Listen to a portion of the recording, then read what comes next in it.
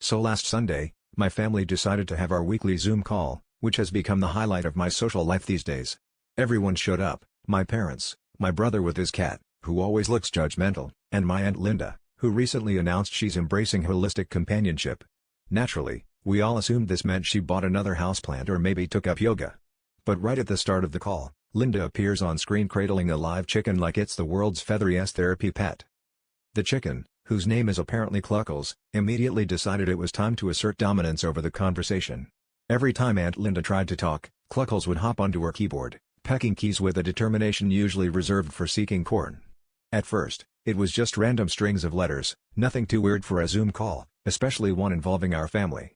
But then, emojis started popping up in the chat: tiny chickens, eggs, and, strangely, a barrage of hieroglyphic-like symbols that looked suspiciously like the lost language of ancient office printers.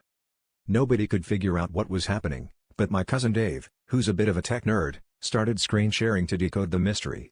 He even ran the chicken's messages through a Wingdings translator for laughs. To our shock, the chicken's pecking translated into a surprisingly coherent sentence: "Please send snacks." At this point, my mom asked if the chicken was also available for emotional support during tax season, because she could use some help deciphering her W-2s. The real clincher was when Aunt Linda, trying to get Cluckles off the keyboard, accidentally unmuted herself and we all heard her say, "Stop it, you're going to scramble my settings."